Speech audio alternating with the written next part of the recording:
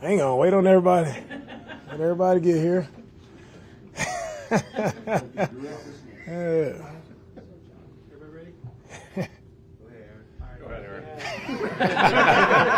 Aaron always gets the first question. Oh, man. Joe makes some timeline. Do you have a timeline now? How long it would take for him, and what do you think of Playmaker's ability to step in? Yeah, we'll take it day by day with Joe and his injury and see where he ends up at the end of the week. Still, holding out hope that he can make it. Cam Akers, what do you think of his ability if he doesn't step in? Yeah, we'll see. Cam is he's ran the ball well. As we've seen, he did a good job for us. So we'll see where Cam is as we go throughout the week as well. How has Hunter fit into your defense, and what has he brought to your team? Yeah, Daniil is fitting in really well with him and Will and the connection that they were able to develop really instantly right off the bat. Those guys are communicating, right, getting together, meeting, and it's just the energy that he brings. Like, he's a phenomenal player, big-time playmaker for us, and just love his presence on the edge, right? For him and Will and having that tandem it's really special when you have two ends who can play the way that they play, and just his style of play. He's strong enough to set the edge in the run game, but then he's also loose enough athlete, right, to make moves in the pass game and win, versus tackles or tight ends, whoever may be on him. So if you got a guy who can win one-on-ones at the rate that he's won them, it's really a huge benefit for us defensively. Why do you think Will and Daniil were able to hit it off and get off to such a quick bond together? Two guys there, Will and Daniil, they love football. Right? Those guys, they don't say much, don't talk much outside, but they love football, and that's what they bond on, right? Two guys who are about playing the game the right way. They're intense, they're physical players, and they love getting after it. So, when guys show up and they're about the right things and they love football, it's easy to coach those guys, and that's why I think they both hit it off, because they're cut from the same cloth. You talked about Daniil's energy with him going back to Minnesota this week. Have you seen anything extra from him? Nothing different from him throughout this week that he's going back. I mean, for guys, who play on other teams, you get to go play your old team. Everybody's hyped up in that moment. Everybody's, excited to get a win versus their old team. So I'm pretty sure Daniil, is the same, right? And that's something, that's everybody. Anybody who, played at one team, you come to the other, you want to beat your old team, and that's the same for Daniil. You speak from experience. I do. I speak from experience. And I was at the Eagles, and we came here to Houston.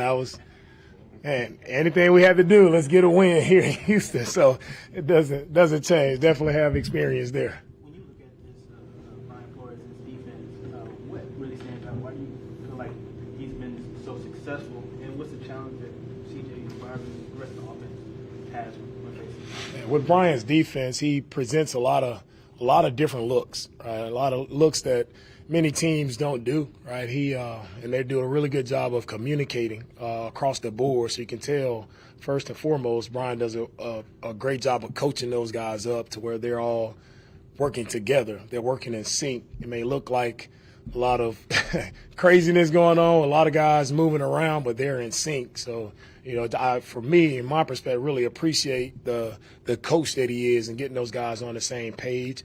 And he's going to force the game to be hard on the quarterback. Right? He's going to force the issue, going to try to fluster the quarterback as much as possible. So we have to do a great job around CJ this week, just O-line, our backs, our receivers, everybody around CJ has to play really well, all right, to help kind of calm the madness that they present on defense. You've seen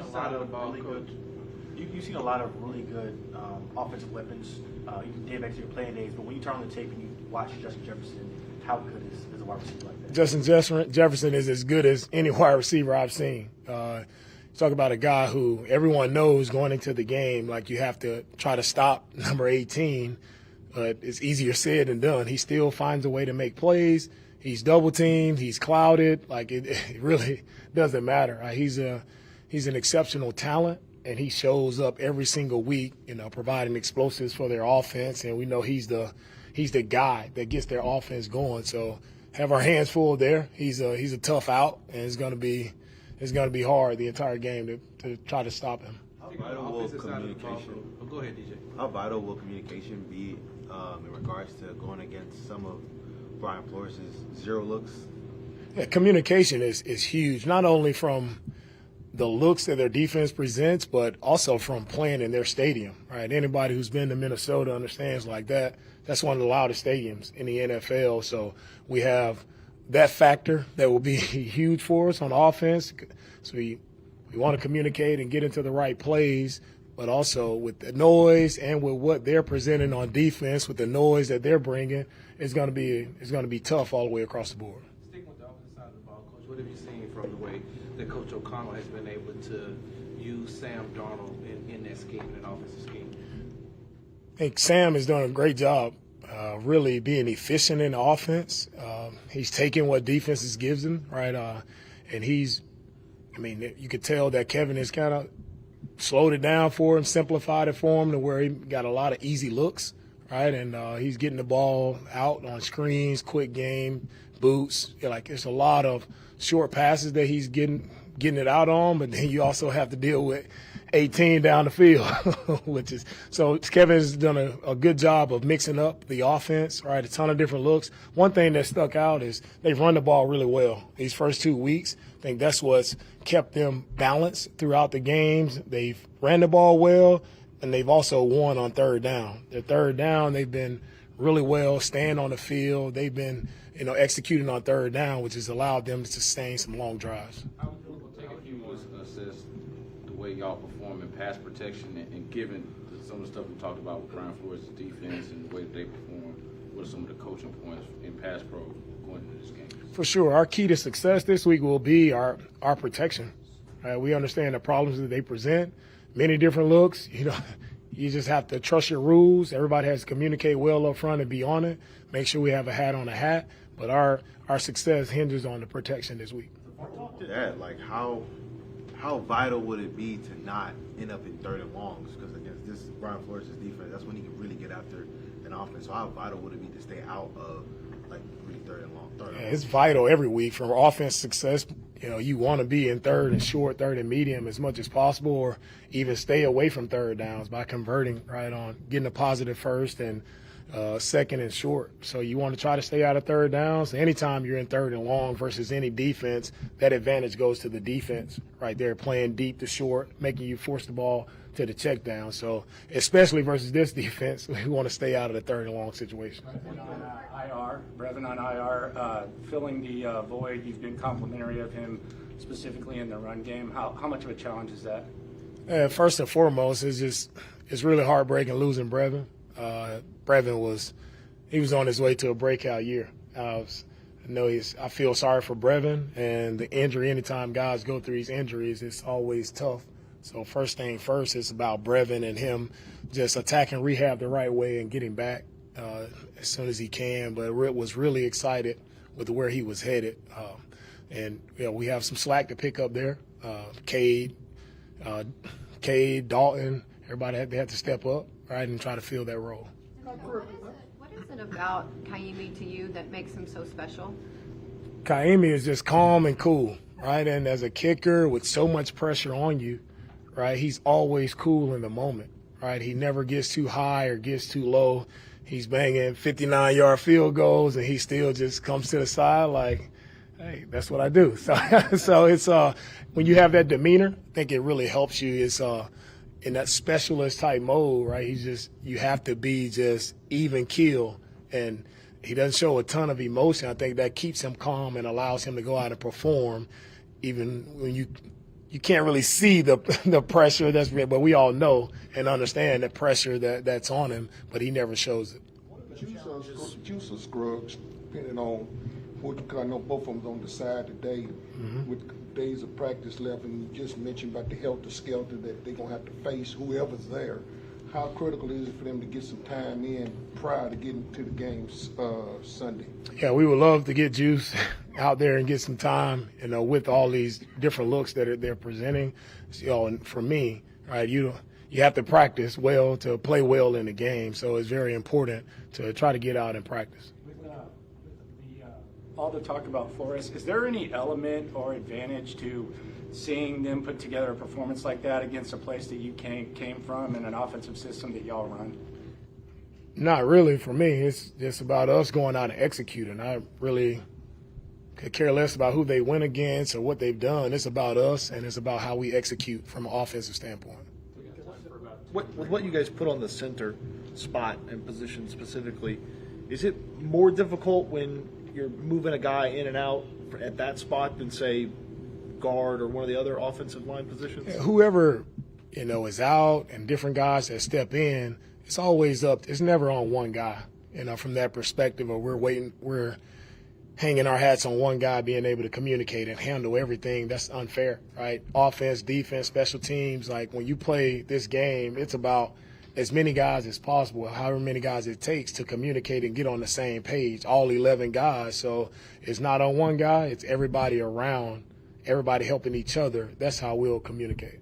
DeMeco, when you look at some of the personnel on defense, the familiarity with Jonathan Bernard, what have you seen from the way they're playing so far in Minnesota? Yeah, their defense is playing fast. Like I said, that's what jumps off the tape to me. They're playing fast, and they're playing together, and that's why they're playing really good defense. Quickly going back to Sunday's game, some video came out of CJ and Caleb's interaction post-game. I don't know if you saw it, but he made sure to go up and give a message to Caleb. Just what does it say about CJ's leadership in year 2 to seek out a young quarterback like that and kind of pass along some wisdom? I think it's just who CJ is as a person, more so than the second-year quarterback. None of that really factors into just the type of guy that CJ is, right? He cares about everyone, and for him, whatever it was, the advice he gave him, that's CJ, and that's who he is. He's not changing, whether it's him giving advice to other players on other teams or him, leading in our locker room and our guys, adhering to what he's saying. That just speaks volume to who he is as a man. We'll close it out with Sarge, Ken, and John. And along those same lines, Coach, when you're going through the process of trying to draft a quarterback, going through watching the NFL combine, going through the NFL combine, having them come in for evaluations, we've seen a lot of these young quarterbacks that are struggling a little bit. How important is it to know that you're getting the right one? Well, when you're drafting quarterbacks, it's hard. And we're talking about the hardest position it is to play, I think, in football. In sports in general, like playing quarterback, it's a lot on a quarterback's plate. And one thing I think we all have to just take a step back from, we can't expect, every young quarterback that's drafted to come in and just tear the league up right away. It doesn't work that way. Let's look at Peyton Manning and his career, how he started his first year, one of the best quarterbacks of all time. He didn't start off tearing the league up as a rookie, so we have to be patient with all the quarterbacks. Some quarterbacks, it takes a little more time than others, but it's just about everybody being patient and not everyone being so quick to crown the next superstar, because it's hard to win in this league. It's hard to lead in this league, especially how young these quarterbacks are coming in and with the weight that's put on them. I think it's personally too much, and everybody's outside expecting them to come in and, be the best in the league, and that's not it, right? You have to grow, you have to learn, you have to go through some growing pains, and that's how you get better and become, a real true pro in this league. You talked about what makes Keeney so special. Can you talk about that also if you look at how just even other kickers, the game is longer now. Like they're all kicking longer. How much it helps to have a guy on your team that you can really count on. Yeah, that helps a lot. When we're talking about other kickers and we're talking, pregame, talking about the range that these kickers are, I'm like, man, Frank, are you sure this is range? And he seems like he tells me every week, Coach, he's hitting it from 60 in warm-ups. I'm like, man, every kicker hits from 60 now. So the game has definitely changed from that perspective. A lot of kickers are able to hit the long ball, and when you have a guy, on your side as Emi who can do that, it's just, I tell the offense, hey, let's make sure we cross the 50. We got a shot. So, excited for Emi and, very thankful to have him on our side. We'll close it out with Will, John. What was Brevin's injury? Excuse me? What was Brevin's injury? Brevin had a knee injury. DeMeco, you talked about talking to Frank before you send Fairbairn out there. Do you think the coaches today, all the field goals are up, long field goals are up, you're going for it less on fourth down because you got so much confidence in your kicker to kick 50-plus yard field goals? Yeah, well, I think it all depends on where you are in the game. You know, for me, it's like when it comes fourth down, you know, it's better, I think, to have an option when you don't have to say, for me, like, oh, we have to go for it on 4th and 4 or less. Once we cross the 50, we have to go. But I love to have that option, like, hey, we can either kick it or we can go for it. So having that optionality in my back pocket, that's always comfortable and comforting for me as a coach to know I can go either direction. What range do you think he has right now, seeing how strong and accurate he's been? Ooh, hopefully 60. Let's go. yeah. No, he's been on it, John. That's the cool part to see, and that's always a feel how he's feeling, you know, in warm-ups, how he's feeling that game on that Sunday, how he's feeling. We'll see, you know, we always test his range to see where he is then. All right. Thank you, guys.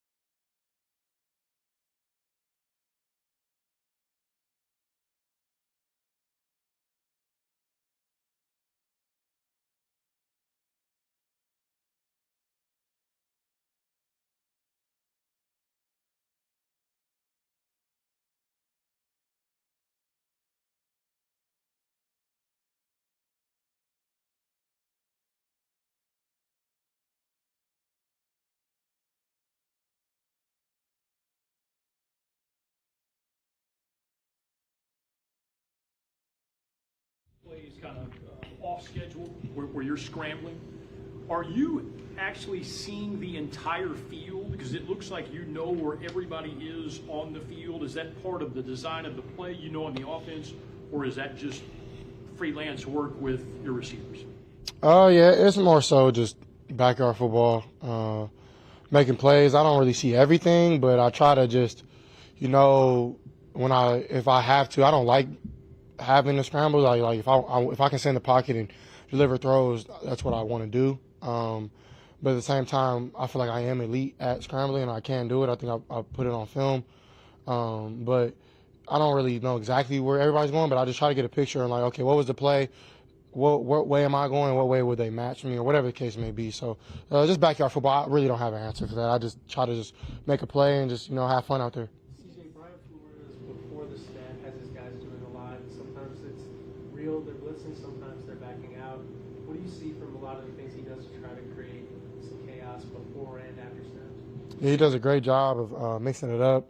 A lot of great looks to make you think twice and, you know, to get you off your game. And you know, I'm a big fan of his. He does a really great job in that whole scheme, taking, you know, what they did in New England and doing his own twist to it. So a lot of respect for those guys, and we got to be on our A game in every single way. So, yeah, he does a great job of mixing looks and just being really versatile, putting his guys and his D linemen in one-on-one situations, making his DBs look great in coverage. So he does a really good job. What do you feel like is the most important thing for you to be effective against a defense kind of like that? Really just go through my process. Understand that, you know, he might get you one time, he might get you twice. It's not about, you know, hanging your head down. It's about the next play and making the next play your best. So he does a great job of making a quarterback think twice and, like, think about what he's doing.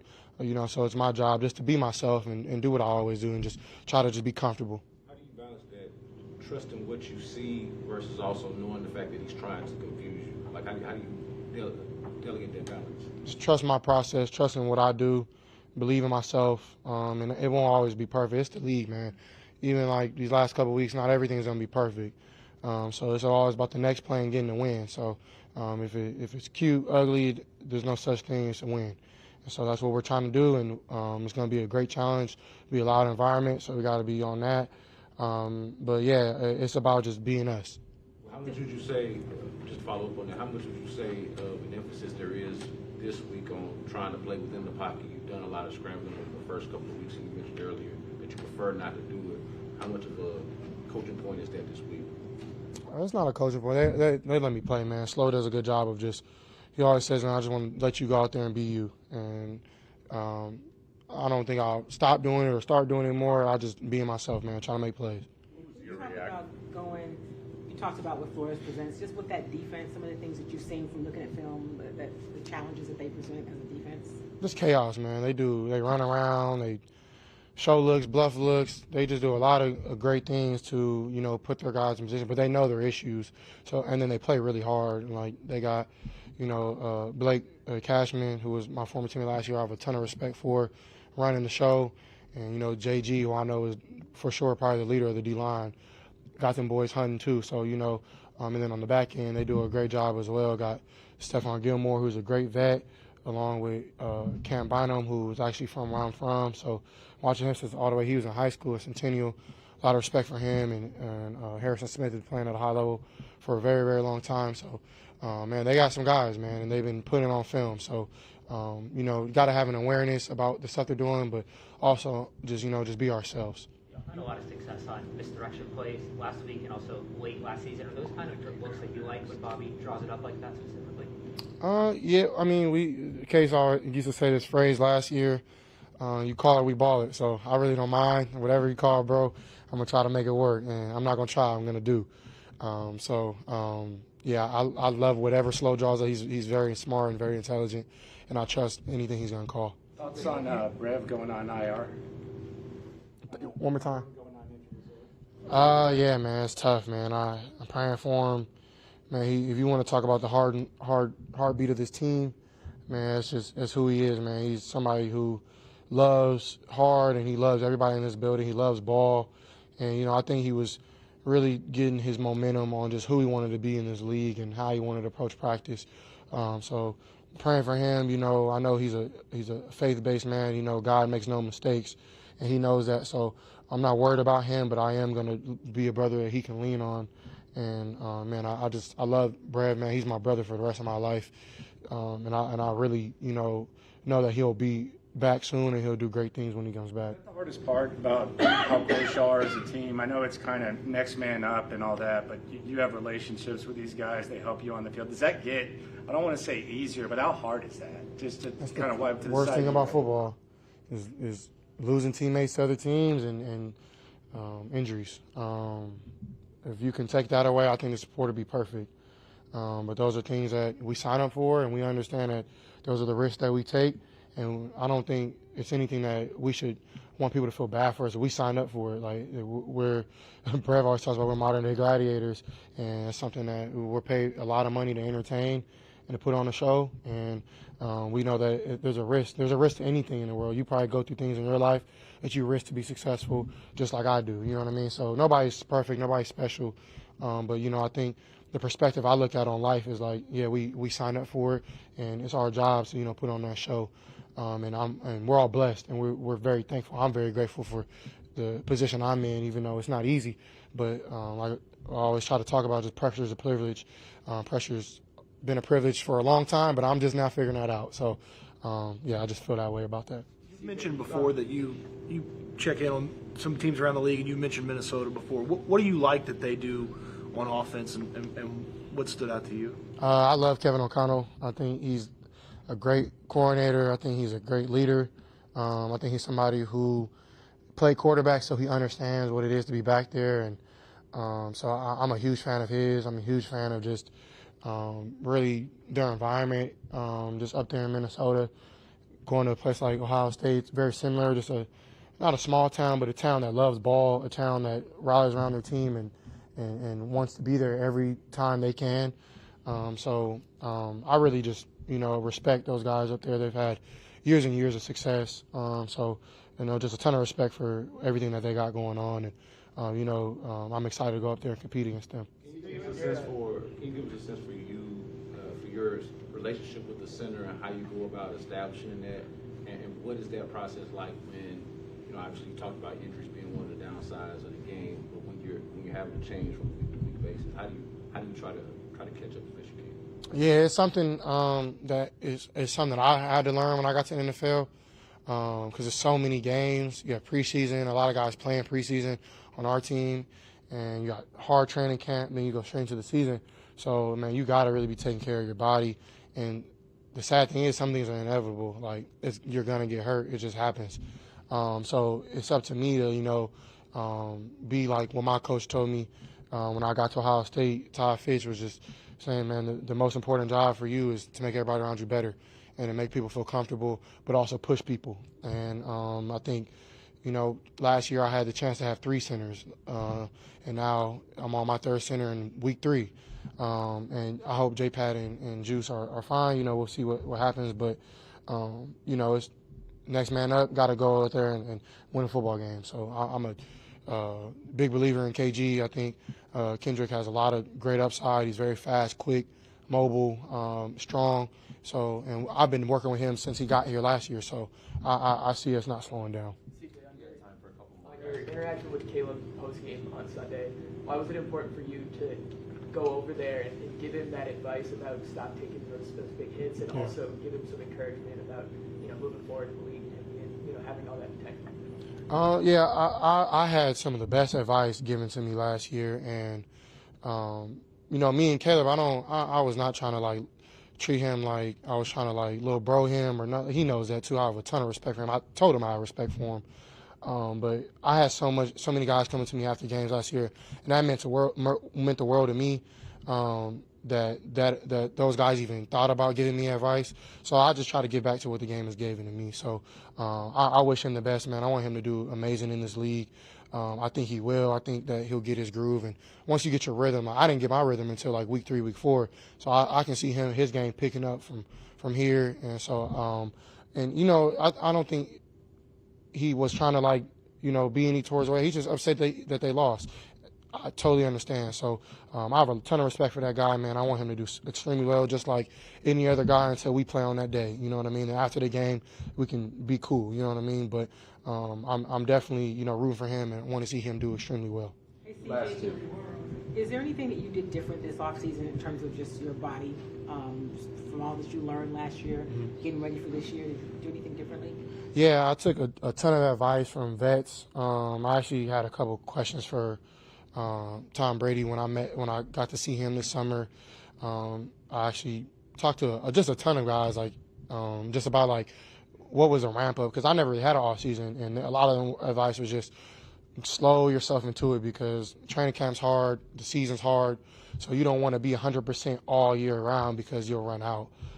So really just a gradual build up. So I worked on just a lot of rotational things, a lot of balance. My guy Clint here, who came from UT, has been amazing, who helped me out just a ton, getting stronger, not only just, with my legs and my upper body, but just core, my flexibility, being able to, stretch my T-spine, just little things to be able to move at an efficient level. And I think I've actually felt a lot better on the field, moving, making guys miss, running around when I have to, slight movements in the pocket. So just a lot of things that I worked on that's starting to pay off, and hopefully it continues to do that. CJ, you alluded to it. You already talked about Blake and JG. Mm-hmm. What about that idiosyncrasies that, because y'all have developed some camaraderie, last year being together, but now you got the, on the opposite side. Is there something going to be different about mind games that they might try to play on you and vice versa, by lining up on the opposite side of it? No, I know them like the back of my hand. No, I'm messing with you. I don't know. We got to go out there and see. Them boys know I love them. I seen Blake in Vegas at the Super Bowl, and we chopped it up. It was before he actually left the team, so we were trying to, because he was up on his contract, we were trying to figure it out, and I was trying to help him, and I wanted him back, and same thing with JG. But, some things don't work out like that. You never have the same team that you ended with. But, I'm ready to compete against them. I know them boys ready to hit me because they didn't get to hit me last year, so, it's going to be fun. Do you recall where you were if you watched the Minnesota Miracle when Stephon and Case pulled it off against the Saints? Oh, I don't. That was a long time ago. It was a cool play, though. Yeah, we're really excited about this week, excited to prepare for the Colts. Big-time matchup for us. Had a really good day of work today, our first one. The division game, it's the atmosphere, and knowing just how important that game is just leading to it. I feel like it's just the anxiety that everybody has on both sides. It's just something about that game that just feels so big. We hunt together. Whenever we go down, we run this together, and we're not leaving until this end with a dog. Bring that intensity, bring that mindset, and fly around and hit somebody in the mouth. Welcome to the 2024 NFL regular season, the most anticipated season in Texans history. And today the Texans are in Indianapolis to take on the Indianapolis Colts. Let's go. Now he's flushed around. Now he's going to go down. Mario Edwards sacks Anthony Richardson on third down. Right sideline, and Nico Collins with the catch. He gets the feet down for a first down at the 40. We got a hell of a thing that we got going. We just got to keep getting better each and every week. It's prime time football in Houston tonight. Sunday Night Football back for the first time in 5 years. Let's go. CJ looking. CJ firing downfield. Hits Nico. 10, 5 to the end zone. Here comes a sack by Daniel Hunter.